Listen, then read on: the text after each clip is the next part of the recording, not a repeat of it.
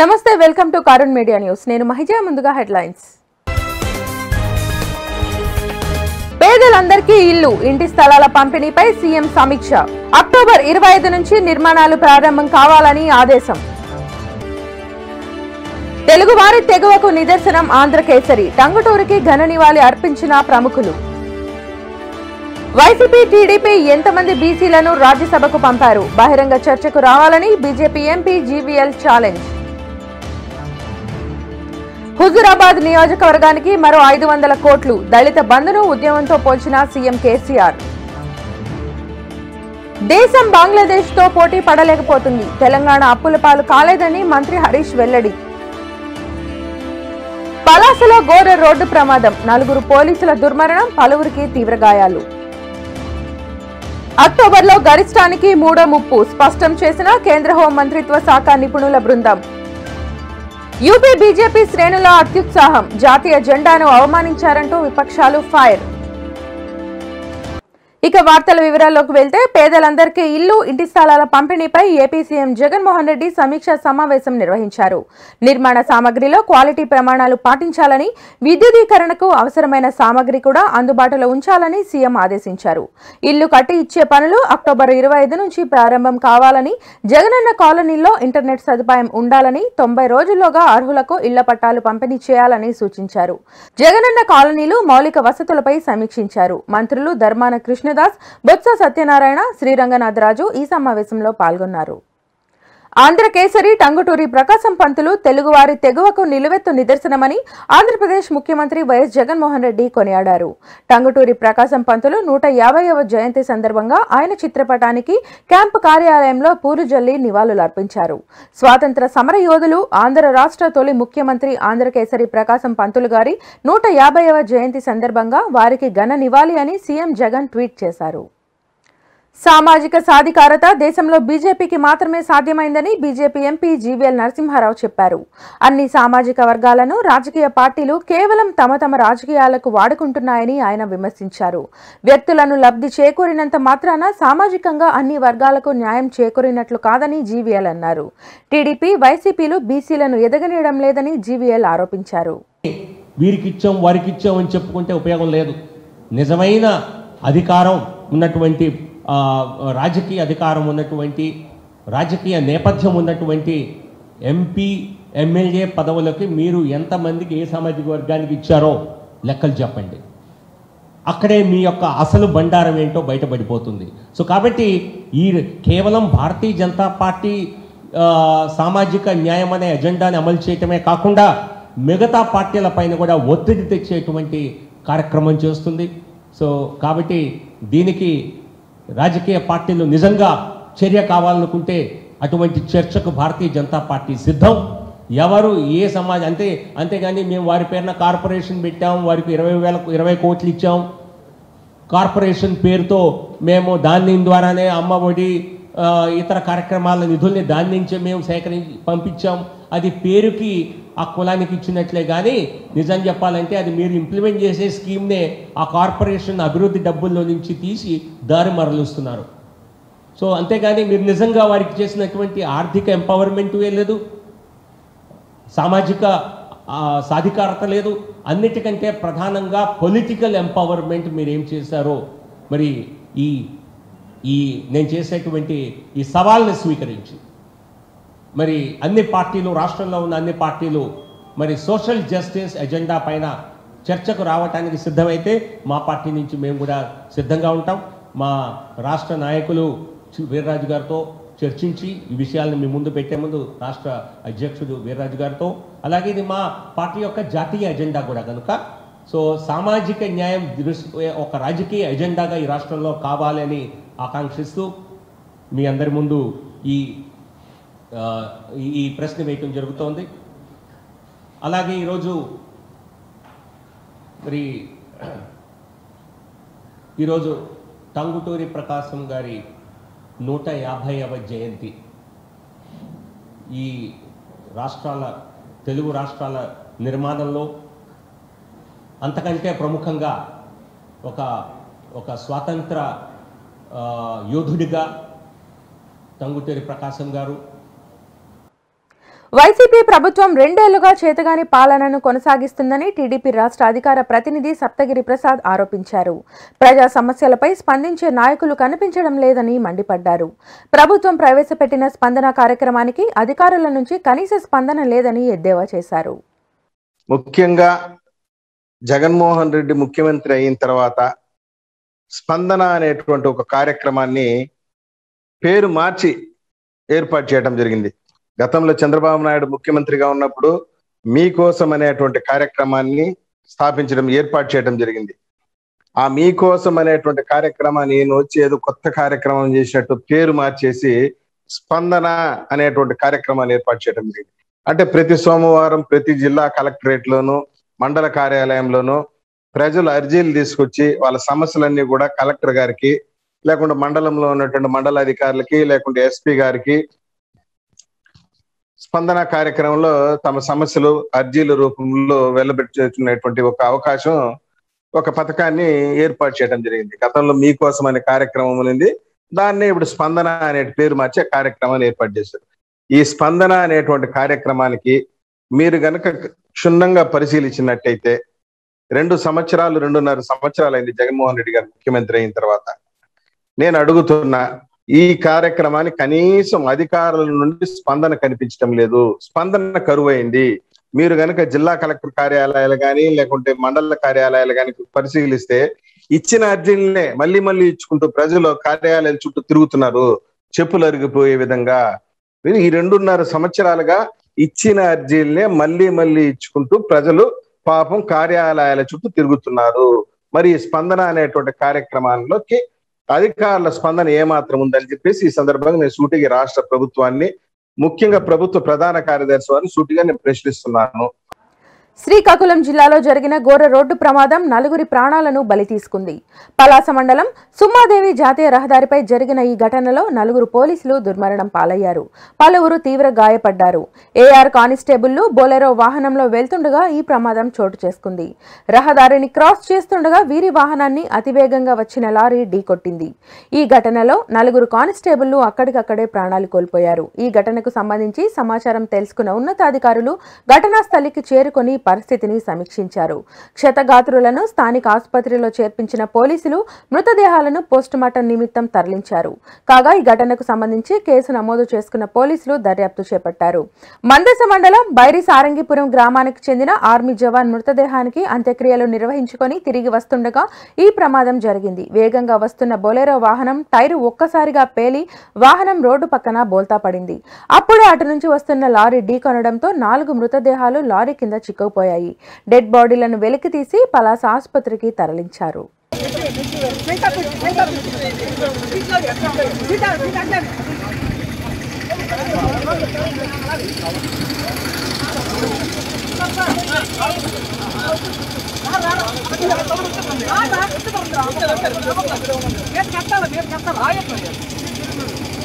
హుజూరాబాద్ దళిత బంధు ప్రాజెక్టుకు మరో 500 కోట్ల రూపాయలను ప్రభుత్వం విడుదల చేసింది. నిధుల విడుదలపై ఇప్పటికే ప్రభుత్వం ఉత్తర్వులు జారీ చేసింది. తొలి విడతగా ఇప్పటికే 500 కోట్లు విడుదల చేసిన ప్రభుత్వం ఇప్పుడు మరో 500 కోట్లు విడుదల చేసింది. హుజూరాబాద్ లో మొత్తం దళిత బంధుకు 1000 కోట్లు కేటాయించింది. వారంలో మరో 1000 కోట్లు విడుదల చేసేందుకు ప్రభుత్వం రెడీ అవుతోంది. దళిత బంధు అమలును తెలంగాణ ప్రభుత్వం సీరియస్ గా తీసుకుంది. ఇప్పటికే హుజూరాబాద్ లో ఈ కార్యక్రమాన్ని ప్రారంభించారు సీఎం కేసీఆర్. 6 ఏళ్లలో తెలంగాణ రాష్ట్రం 11.5% ఆర్థిక వృద్ధి రేటును నమోదు చేసిందని ఆర్థిక మంత్రి హరీష్ రావు అన్నారు. 7 ఏళ్లలో రాష్ట్ర ఆర్థిక పరిస్థితులపై ఆయన మీడియా సమావేశం నిర్వహించారు. దేశం కంటే తెలంగాణ 3% పైగా వృద్ధి రేటు సాధించిందని, కేసీఆర్ విధానాల వల్లే వృద్ధి రేటు సాధ్యమైందని హరీష్ రావు అన్నారు. బీజేపీ హయాంలో దేశ ఆర్థిక వృద్ధి బంగ్లాదేశ్ కంటే తక్కువగా ఉందని ఎద్దేవా చేశారు. భారత్ తలసరి ఆదాయం కంటే బంగ్లాదేశ్ తలసరి ఆదాయమే ఎక్కువ ఉందని అన్నారు. ఈ అంశాలన్నీ కూడా రాష్ట్ర ప్రభుత్వానికి సంబంధించినటువంటి మేము తయారు చేసిన లెక్కలు కాదు. ఇవన్నీ కూడా government of India publications, government of India release చేసిన డేటా ఆధారంగానే ఈ మొత్తం ఫిగర్స్ అన్నీ కూడా మీ ముందు ఉంచడం జరుగుతూ ఉంది. అంటే you should note that these figures are not, these details are not prepared by the state government. All these published and released by government of India. కేంద్ర మంత్రి గారు కిషన్ రెడ్డి గారు ఈ మధ్య ఆశీర్వాద యాత్రతో మన రాష్ట్రంలో పర్యటిస్తూ రాష్ట్రంలో అభివృద్ధి జరగడం లేదనో, రాష్ట్ర అభివృద్ధి కుంటుపడిపోయిందనో రకరకాలుగా ఒక బాధ్యతాయుతమైనటువంటి కేంద్ర మంత్రి గారు రాష్ట్రంలో పర్యటించేటప్పుడు వారు మాట్లాడుతున్నటువంటి మాటలు కావచ్చు, రాష్ట్రంలో పిసిసి అధ్యక్షులు మాట్లాడుతున్నటువంటి మాటలు కానీ, అంటే మరి వారు మాట్లాడుతున్నటువంటి మాటలు ఏదైతే ఉందో అది అవగాహన రహిత్యంతోనైనా మాట్లాడాలి, లేదు ఉద్దేశపూర్వకంగా రాజకీయ లబ్ధి కోసం అవాస్తవాలను ప్రజలకు చెప్పేటువంటి ప్రయత్నమైనా అయి ఉండాలి. తెలంగాణకు కేంద్రం ఇచ్చేది తక్కువ, కేంద్రానికి ఈ దేశానికి తెలంగాణ కాంట్రిబ్యూట్ చేస్తున్నది ఎక్కువ. అందుకే గౌరవ ముఖ్యమంత్రి గారు అనేక సార్లు చెప్పింది అసెంబ్లీలో, ఇవాళ కేంద్రం ఏదో ఇచ్చింది కేంద్రం ఏదో ఇచ్చిందని కొంతమంది నాయకులు మాట్లాడుతున్నారు. కేంద్రం ఇచ్చేది తక్కువ, ఇవాళ కేంద్రానికి మనం ఇచ్చేది ఎక్కువ. ఈ దేశాన్ని సాకుతున్న రాష్ట్రాల్లో one of the important state is Telangana. Figures ఉన్నాయి సార్ మన దగ్గర, నేను ఐ కెన్ రిలీజ్, మొత్తం డీటెయిల్స్ ఉన్నాయి. ఏ రాష్ట్రం ఎంతెంత ఇచ్చింది కూడా నేను తప్పకుండా ఇస్తాను. ఇక్కడ మీరే చూస్తున్నారు కదా భాయ్ సార్, ఇప్పుడు 6th హైయెస్ట్ కాంట్రిబ్యూటర్ మనం. అండ్ జనరల్గా ఇన్ఫ్యాక్ట్ ఇప్పుడు కేంద్రం ఏదో మనకి ఇచ్చింది అంటున్నారు కదా, కేంద్ర అవసరాలు మనం ఇచ్చే ఆదాయం మీద తీర్చుకుంటున్నారు. దేశ రక్షణ, ఇవాళ కేంద్రానికి కొన్ని బాధ్యతలు ఉంటాయి కదా, దేశ రక్షణ కావచ్చు, దేశానిలో కొన్ని సెక్టర్స్ను వాళ్ళు గవర్నమెంట్ ఆఫ్ ఇండియా చూసేటువంటి సెక్టర్స్కు మనమిచ్చే కాంట్రిబ్యూషన్ మీద కేంద్ర ప్రభుత్వం నడుస్తుంటుంది. కానీ కేంద్రం ఏదో మనకిస్తుంది అంటే కేంద్రం ఇచ్చేది మన హక్కుగా మన వాటాగా మనకు వస్తున్నటువంటిదే తప్ప లేదా కొత్తగా వచ్చేటువంటిది ఏం లేదు. In fact Telangana is contributing more. ఇవి వాస్తవాలైనటువంటి విషయాలు. సో మా మిత్రులతో నా మనవి ఏంటంటే దయచేసి కొంచెం ఈ ఫిగర్స్ రేపు ప్రజలకు అర్థమయ్యే సులభమైనటువంటి పద్ధతిలో మీరు వీటిని ప్రజలకు, ఈ రాష్ట్ర ప్రజలకు అందించాల్సినటువంటి అవసరం ఉంది. ఎందుకంటే ఒక అబద్ధాన్ని 100 సార్లు చెప్తే నిజమైద్ది అన్నట్టు ఈ మధ్య ప్రతిపక్షాలు గోబల్స్ ప్రచారానికి పాల్పడ్డారు. ఒక్కొక్కరు పెద్ద గొంతు చేసుకొని వాళ్ళు మాట్లాడుతున్నారు. మేము చెప్తున్నది ఏంది, మేము పెడుతున్నది ఓన్లీ ఫిగర్స్ పెట్టాం, మేము సాధించిన పురోగతిని పెట్టినాం. ఇవాళ ఈ దేశంలో ఏ బీజేపీ పాలిత రాష్ట్రం కంటే, ఏ కాంగ్రెస్ పాలిత రాష్ట్రం కంటే తెలంగాణ ఎంత ముందున్నది, ఎంత బాగా మేము గ్రోత్ రేట్ని అచీవ్ చేసినాం అనేటువంటి విషయాలు మేము ప్రజల ముందు పెట్టినాం. ఇది ప్రభుత్వ పనితీరుకు గీట్రాయి. తెలంగాణ రాష్ట్ర ప్రజల ఆరోగ్యాన్ని ముఖ్యమంత్రి పట్టించుకోవడం లేదని బీజేపీ నేత బండి సంజయ్ మండిపడ్డారు. తెలంగాణలో కేంద్ర మంత్రి కిషన్ రెడ్డి నిర్వహిస్తున్న జన ఆశీర్వాద యాత్రలో ఆయన మాట్లాడారు. కేంద్ర ప్రభుత్వం అందిస్తున్న ఫ్రీ వ్యాక్సిన్ ను అందరూ తీసుకోవాలని ఆయన పిలుపునిచ్చారు. ఆరోగ్యాన్ని కాపాడని చెప్పి కనీసము తెలంగాణ ప్రజలకు పిలుపునివ్వని సూచించని ముఖ్యమంత్రి ఉన్నాడంటే దేశంలో ఈ రాష్ట్ర ముఖ్యమంత్రి దౌర్భాగ్యుడి మూర్ఖుడు తప్ప ఇంకోడు లేడన్న విషయాన్ని గుర్తుంచుకోండి. ఏమర్థమవుతుంది వాళ్ళ తెలంగాణ రాష్ట్ర ప్రజలకు? తెలంగాణ రాష్ట్ర ప్రజల ఆరోగ్యాన్ని కూడా రాష్ట్ర ముఖ్యమంత్రి రాజకీయ కోణం చూస్తుంది తప్ప వాళ్ళ తెలంగాణ రాష్ట్ర ప్రజల ఆరోగ్యాన్ని కాపాడాలన్న తప్పన రాష్ట్ర ముఖ్యమంత్రికి లేని విషయాన్ని గుర్తుంచుకోండి. ముఖ్యమంత్రి భయమవుతుంది. వ్యాక్సిన్ అంటే మోడీ, మోడీ అంటే వ్యాక్సిన్, వ్యాక్సిన్ అంటే మోడీ, మోడీ అంటే వ్యాక్సిన్ అని చెప్పి ప్రతి పేద ప్రజల్లో కూడా నాటకపడి కాబట్టి వ్యాక్సిన్ రాజకీయ కోణంతో రాష్ట్ర ముఖ్యమంత్రి చూస్తున్నాడు. గతంలో చూస్తాం మనం, ఏ ఆపద వచ్చినా, ఏ కష్టం వచ్చినా, ఏ వ్యాధులు వచ్చినా కూడా ఇతర దేశాలు ఏ వ్యాక్సిన్ ఇస్తాయో, ఏ మెడిసిన్స్ ఇస్తాయో చెప్పి ఎదురు చూసేవాళ్ళం. కానీ తెలంగాణ ఈ దేశ ప్రధాని ఈ దేశంలో వ్యాక్సిన్ తయారు చేసినటువంటి నిపుణులను ప్రోత్సహించి స్వయంగా తెలంగాణ రాష్ట్రానికి వచ్చి భారత్ బయోటెక్ సందర్శించి అక్కడ నిపుణులను వాళ్ళని మాట్లాడి వాళ్ళని అభినందించి అన్ని రకాల సహాయం చేసి ప్రోత్సహించడం వల్లనే వాళ్ళ ప్రపంచ దేశాలకు వ్యాక్సిన్ ఇస్తున్న ఘనత భారతదేశాన్ని. గతంలో భారతదేశం ఇతర దేశాలు చూపించేవారు, ప్రపంచం అంతా భారతదేశం వైపు చూస్తున్నది. ఇటువంటి పరిస్థితుల్లో కనీసం వ్యాక్సిన్ తీసుకోమని చెప్పేటువంటి పరిస్థితుల్లో రాష్ట్ర ముఖ్యమంత్రి లేడు. కానీ ఫ్లెక్స్లు మాత్రం వ్యాక్సినేషన్ సెంటర్లు మాత్రం ముఖ్యమంత్రి అందంగా దిగిన ఫోటోలు పెట్టి ఈ నేదో ఓడ్చినట్టు, ఈ నేదో వీకినట్టు ఎలా నేనే ఉద్ధరించని చెప్పి ఫోటోలకు పరిమితమైన, ఫ్లెక్స్లకు పరిమితమైన తప్ప తెలంగాణ రాష్ట్ర ప్రజలను వ్యాక్సిన్ తీసుకోమని చెప్పి పిలుపునండి రాష్ట్ర ముఖ్యమంత్రి ఉంటే ఇంతకంటే సిగ్గుచేది ఇంకోటి అనే విషయాన్ని గుర్తుంచుకోండి. ఇలా భారతీయ జనతా పార్టీకి అంత గల్లీ గెల్లో తిరుగుతున్నారు, బస్తీ బస్తులో తిరుగుతున్నారు. అన్ని వ్యాక్సినేషన్ సెంటర్లు సందర్శిస్తున్నాం. రండి ప్రజలారా, వ్యాక్సిన్ తీసుకోండి, మీ ఆరోగ్యాలు కాపాడుకోండి, మీ పరిసర ప్రాంత ఆరోగ్యాలు కాపాడండి. ఒక ఆరోగ్యవంతమైన సమాజ నిర్మాణాన్ని తెలంగాణ రాష్ట్రంలో నిర్మిద్దామని చెప్పి ప్రతి భారతీయ జనతా పార్టీ కార్యకర్త అనేక రోజులుగా సేవ చేస్తున్నాడు.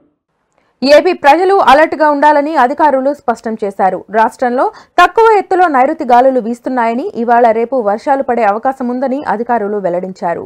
ఆంధ్రప్రదేశ్ రాష్ట్రంలో తక్కువ ఎత్తులో నైరుతి గాలులు వీస్తున్నాయని, వీటి ప్రభావంతో ఇవాళ రేపు కోస్తాంధ్ర జిల్లాల్లో మోస్తరు వర్షాలు పడే అవకాశం ఉందని భారత వాతావరణ శాఖ తెలిపింది.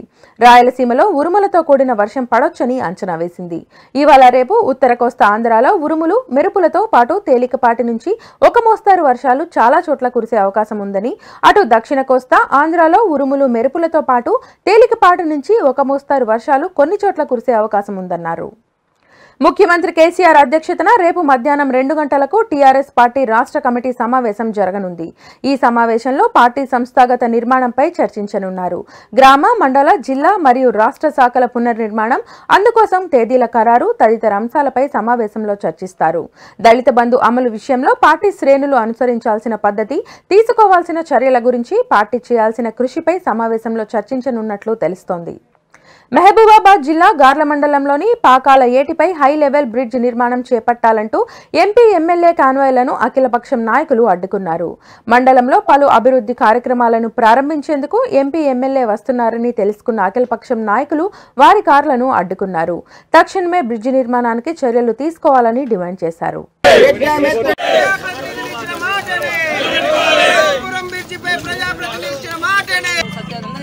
మాతాపత్రం కూడా ఏంటంటే ఒకసారి ఒక మనిషి కొట్టుకోపోయింది. దాదాపు 22 కోట్ల పైబడి అవుతుంది. బ్రిడ్జ్ పర్మనెంట్ 26 కోట్ల రూపాయలు అవుతుంది. మొన్ననే CRF fund, central roads development fund కింద దీని ప్రపోజల్ ఆల్రెడీ కేంద్ర ప్రభుత్వం పంపడం జరిగింది. ఆల్రెడీ డబ్బులు రిలీజ్ అయినా, శాంక్షన్ ఒక్కటి పెండింగ్ ఉంది. ఎందుకంటే ఇదైతే యావత్ మండలంలో అన్ని పని చేస్తే ఒక ఎత్తు, ఈ బ్రిడ్జ్ చేస్తే ఒక పని చేయడం ఎత్తు. ఎందుకంటే ఎమ్మెల్యే గారికైనా మాకైనా ప్రభుత్వానికైనా ఏముంటుంది, పని చేసుకుంటే రేపన్నాడు మీరు అక్క ఈ పని చేసిరు, ఇంకో పని బాకీ ఉంది మీరు చేయండి అని చెప్పించుకునే కార్యక్రమం చేస్తాం. త్వరలోనే మీకు వచ్చే శుభవార్త చెప్తాం. ఎందుకంటే అందులో ఇక్కడ పెట్టాం, ఎమ్మెల్యే గారు, నేను, మంత్రి గారు అందరూ కలిసి ఇది పెట్టడం జరిగింది.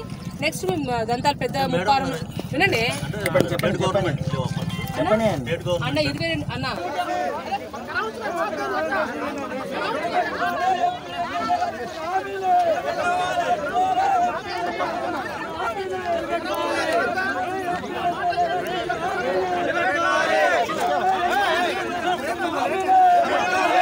గార్ల మండల పర్యటనలో ఎంపీ, ఎమ్మెల్యే, జిల్లా పరిషత్ చైర్మన్ పర్యటనలో భాగంగా ఈ రాంపురం బ్రిడ్జి ఎత్తు పెంచాలని చెప్పేసి రాస్తారోకో చేయడం జరిగింది. ఈరోజు గార్ల మండల అఖిలపక్ష పార్టీ ఆధ్వర్యంలో గార్లకు గెలిచిన ప్రజాప్రతినిధులు ఎంపీ గారు, ఎమ్మెల్యే గారు మరొక శంకుస్థాపన కోసం వస్తుంటే గుంటూరు జిల్లాలోని మంగళగిరి లక్ష్మీ నరసింహస్వామి ఆలయం దగ్గర పెను ప్రమాదం తప్పింది. ఆలయంలోని దక్షిణ గాలి గోపురం వైపు ఉన్న గోడ ఒక్కసారిగా కుప్పకూలింది. కాగా ప్రమాద సమయంలో ఆలయ పరిసరాల్లో భక్తులు లేకపోవడంతో అధికారులు ఊపిరి పీల్చుకున్నారు. ఇటీవల కురిసిన భారీ వర్షాలకు ప్రహరీ గోడ కూలడంతో గోడ క్రింద భాగంలో పార్క్ చేసిన వాహనాలు దెబ్బతిన్నాయి. ఘటనా స్థలాన్ని స్థానిక ఎమ్మెల్యే ఆళ్ల రామకృష్ణారెడ్డి పరిశీలించారు.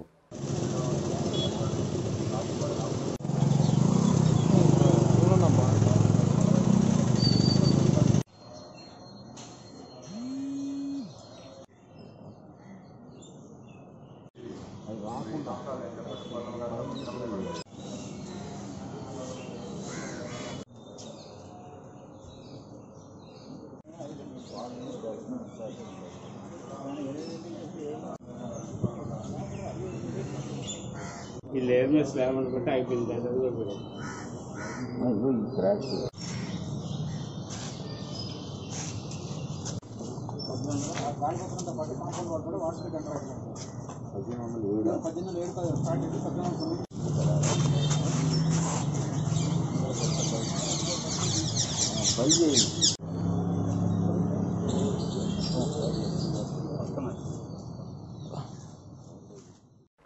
తూర్పుగోదావరి జిల్లా ఏజెన్సీలో నకిలీ మావోయిస్టు ముఠాని పోలీసులు అదుపులోకి తీసుకున్నారు.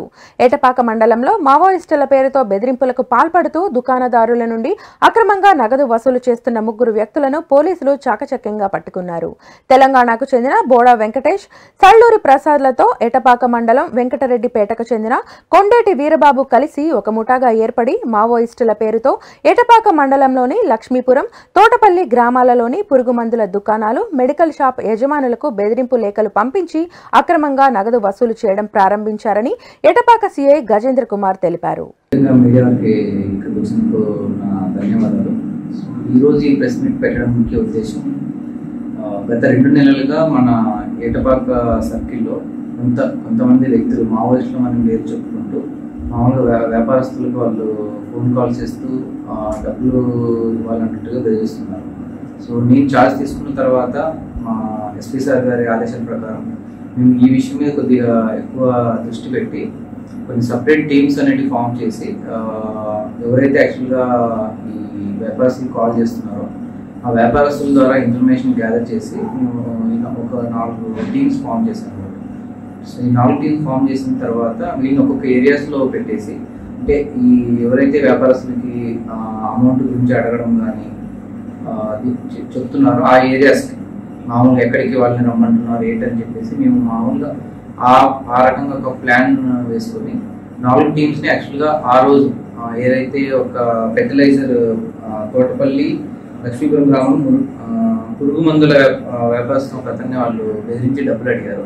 సో వాళ్ళు చెప్పిన ఒక లొకేషన్కి వాళ్ళని మనము పంపించి, సో ఎవరైతే ఆ స్పాట్కి వచ్చారో సో మనకు ఆ రోజు మనము రెగ్యులర్గా చేస్తున్న కొద్దిగా వచ్చిన ఇన్ఫర్మేషన్ ద్వారా మనము ఏవైతే టీమ్స్ మనము తయారు చేసుకున్నాం వాళ్ళని పంపించిన తర్వాత సో మనకు ఒక 3 వ్యక్తులు ఒక హీరో హెచ్ఎఫ్ఎల్ డీలక్స్ వాహనంలో మనకు 3 వ్యక్తులు యాక్చువల్గా తారసపడడం జరిగింది. సో వాళ్ళని కొద్దిగా మనం ఎంక్వైరీ చేస్తే వాళ్ళు కొద్దిగా వాళ్ళ మాటలు కొద్దిగా సస్పిషియస్గా ఉండడం వల్ల సో మనం వాళ్ళ దగ్గర ఉన్న సెల్ ఫోన్స్ అని తీసుకొని కొద్దిగా వాళ్ళ యాక్టివిటీస్ సస్పిషన్ చెక్ చేస్తే ఎవరైతే వ్యాపారస్తుకి కాల్ వచ్చిందో సో ఆ వ్యక్తి యాక్చువల్గా 3లో ఒక వ్యక్తిగా ఉన్నారు. సో మిగతా 2 యాక్చువల్గా మెయిన్ వ్యక్తికి యాక్చువల్గా వీళ్ళు చాలాసార్లు ఇలాంటి ఎక్స్టోర్షన్లో యాక్చువల్గా వీళ్ళు సహకరించారు. సో ఆ రోజు మనం వాళ్ళ దగ్గర నుంచి ఒక హీరో హెచ్ఎఫ్ఎల్ డీలక్స్ వాహనం, తర్వాత ఒక 2000 అమౌంట్, 3 సెల్ ఫోన్లు, తర్వాత వాళ్ళ దగ్గర కొన్ని మావోయిస్టులు కరపత్రాలు ఏవైతే ఉంటుందో అలాంటి ఒక నకిలీ కరపత్రాలను వాళ్ళు సృష్టించి వ్యాపారస్తులకు చూపించడం అవి కూడా మనము స్వాధీనం చేసుకోవడం జరిగింది. సో దీంట్లో మెయిన్ A1 బోడా వెంకటేష్ అనే వ్యక్తి ఆల్రెడీ తెలంగాణలో ఏడూళ్ళ బయ్యారం పోలీస్ స్టేషన్లో ఆల్రెడీ ఇలాంటి ఒక ఎక్స్టోర్షన్ కేసులో కూడా ఆయన పేరు ఒక ఆల్రెడీ కేసు రిజిస్టర్ అయింది. సో అక్కడ యాక్చువల్గా దాదాపుగా 60,000 దాకా తను ఎక్స్టోర్షన్ పాల్పడినట్టు మనకు ఇన్వెస్టిగేషన్ తెలిసింది. తర్వాత ఇప్పుడు వాళ్ళని మనం పట్టుకున్న తర్వాత మన ఇన్వెస్టిగేషన్ తెలిసింది ఏంటంటే వాళ్ళు దాదాపుగా 50,000 వేరే వేరే వ్యాపారస్తుల నుంచి వాళ్ళు కలెక్ట్ చేసినట్లు మనకు తెలిసింది. సో ఏదైతే మాకు ఇన్ఫర్మేషన్ ఒక 2 నెలల నుంచి దీని నుంచి వస్తుందో దీంట్లో ముఖ్యంగా ఏటపాక సిఐ గారు, తర్వాత మిగతా ఎస్ఐలు ఎవరైతే సాగర్ కానీ తర్వాత చిన్నబాబు కానీ వీళ్ళందరూ ఒక ఇన్ఫర్మేషన్ గ్యాదర్ చేసి ఎక్కడి నుంచి వస్తుంది ఏంటనేది గ్యాదర్ చేసేసి ఒక స్పెసిఫిక్ ఇన్పుట్ వచ్చిన తర్వాతే మేము యాక్చువల్గా యాక్షన్ ప్లాన్ ఒకటి తయారు చేసుకుని మనం వాళ్ళని పట్టుకోవడం జరిగింది. సో దీంట్లో మెయిన్ ఏంటంటే మన ఈస్ట్ గోదావరి ఎస్పీ గారు యాక్చువల్గా దీని మీద ఎక్కువ దృష్టి సారించి మాకు కొన్ని గైడ్ లైన్స్ ఇచ్చారు. ఆ గైడ్ లైన్స్ ప్రకారం తర్వాత డిఎస్పీ సుంకర మురళి గారు, తర్వాత సర్కిల్ ఇన్స్పెక్టర్ గజేంద్ర కుమార్, తర్వాత చిన్నబాబు, సాగర్ ఆధ్వర్యంలో మేము వీళ్ళని పట్టుకోవడం జరిగింది. ఇప్పుడు మా ఇన్వెస్టిగేషన్ తెలిసిందంటే వీళ్ళు ఎవరైతే మనం పట్టుకున్నాం వీళ్ళు యాక్చువల్గా మావోయిస్టులు కాదు. వీళ్ళు మావోయిస్టులు అని చెప్పుకొని యాక్చువల్గా వ్యాపారస్తుల దగ్గర నుంచి ఎక్స్టోర్షన్ అనే ఒక బిజినెస్ పెట్టుకున్నట్లు నడిపిస్తున్నారు. సో వీళ్ళు యాక్చువల్గా నకిలీ మావోయిస్టులు. మేము యాక్చువల్గా పోలీస్ తరఫు నుండి మేము ప్రజలకు విజ్ఞప్తి చేసేది ఏమనగా ఇటువంటి బెదిరింపులు భయపడి మీరు కష్టపడి సంపాదించుకున్న సొమ్మును వాళ్ళకి ఇవ్వకుండా ఇలాంటిది ఏదైనా జరిగినప్పుడు మీరు ఇమ్మీడియట్గా పోలీసులకి యాక్చువల్గా ఇన్ఫర్మేషన్ ఇచ్చి వాళ్ళని పట్టుకోవడానికి మీరు మాకు సహకరించాలని మా చింతూరు సబ్ డివిజన్ మరియు ఈస్ట్ గోదావరి పోలీస్ వారి తరఫున మేము ప్రజల్ని విజ్ఞప్తి చేస్తున్నాం. పశ్చిమ గోదావరి జిల్లా భీమవరం జువ్వలపాలెం రోడ్డులోని శ్రీయ హాస్పిటల్లో అగ్ని ప్రమాదం జరిగింది. దీంతో డాక్టర్ రూమ్లో మంటలు ఒక్కసారిగా ఎగిసిపడ్డాయి. సమాచారం తెలుసుకున్న అగ్నిమాపక సిబ్బంది వెంటనే మంటలను ఆర్పే ప్రయత్నం చేశారు. అప్పటికే డాక్టర్ రూమ్లోని ఫర్నిచర్ పూర్తిగా దగ్ధమైంది. ఘటనా సమయంలో ఎవరూ లేకపోవడంతో ప్రాణ నష్టం తప్పింది.